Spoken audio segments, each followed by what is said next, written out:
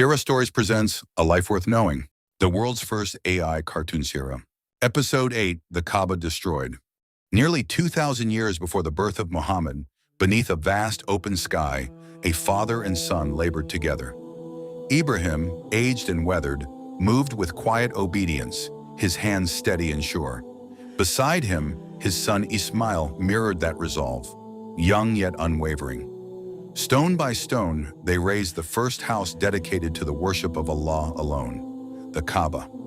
When the walls of the Kaaba stood firm, Ibrahim called humanity to pilgrimage, establishing rites that would endure through generations, to circle in Tawaf, to walk between Safa and Marwa in remembrance of Hajar's trust, and to sacrifice animals, not for pride, but solely in the name of the Creator of the heavens and the earth. The Kaaba stood as a beacon of pure monotheism, untouched by power or wealth. Centuries passed and generations changed. 500 years before revelation would descend, a man named Amr ibn Luhay, chief of Makkah, journeyed north towards Syria to witness the might of the Amalite civilization. There he saw people bowing before statues of stone and wood. He saw prosperity, power, and influence, and something stirred within him: admiration, insecurity, and the thought that imitation could lead to greatness. He requested one of their idols, Hubal, and upon returning to Makkah, placed this idol in front of Kaaba, proclaiming to all to worship the idol as an intermediary to God.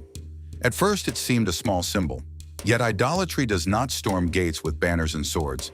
It enters like sand slipping between fingers, reshaping the essence of belief in one God. Stone by stone, idols multiplied. Tribes carved their own gods, bowed to them, and gave them names. By the time generations had passed, the Kaaba stood surrounded by 360 idols, with Hubal now inside, his red stone hand garnished with gold and arrows at his feet. The house built for one was now crowded with many. Rituals continued, but they had become distorted. Tawaf remained, but with clapping and whistling that turned devotion into a show. Some circled the Kaaba naked, claiming unworthiness to approach clothed in garments tainted by sin.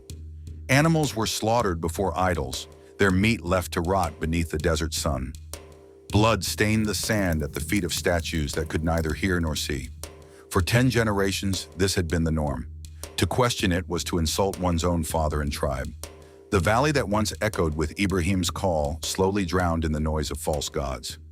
In the present day, about 10 years after Muhammad married Khadijah, disaster struck in Makkah. A woman preparing food let a fire burn too close to the Kaaba's coverings. Flames spread quickly, climbing the cloth and licking at the wooden beams inside. By morning, the Kaaba stood blackened and weakened, its structure damaged beyond simple repair. The people of Quraysh were shaken. This was more than a building.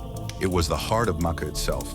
They gathered to rebuild, agreeing on one strict condition: only clean and honest money could be used, earned without theft, injustice, or immoral trade. Their resources were limited, and the rebuilt Kaaba would be slightly smaller than before. Rebuilding began with care, and each clan took responsibility for a section of the wall.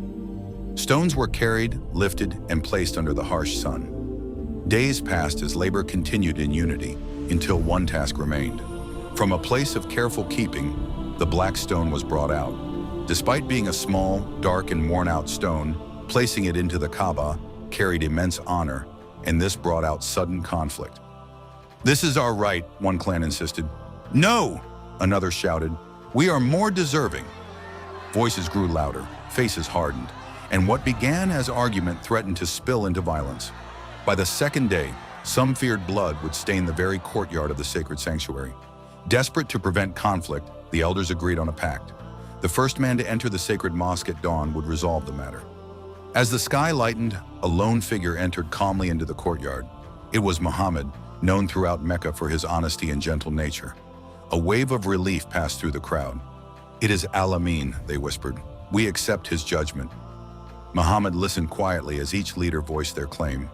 When they finished, he paused, removed his cloak, and spread it on the ground, placing the black stone at its center. "Each of you," he instructed, "take an edge." Together, the clans lifted the cloak and carried the stone toward the Kaaba, all contributing equally to its placing. Finally, Muhammad positioned the stone with his own hands and gently set it into the corner. The quarrel had ended, and the Kaaba stood afresh and complete once more. Long before he was known as a prophet, Muhammad had displayed a rare gift, the ability to turn rivalry into unity and to guide hearts away from conflict with wisdom. And just as Muhammad had placed the black stone in its rightful place, he would soon restore Ibrahim's vision, guiding humanity back to the pure worship of Allah alone.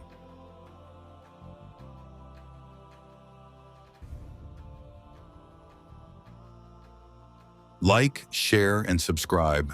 Join us as we continue the story in episode 9.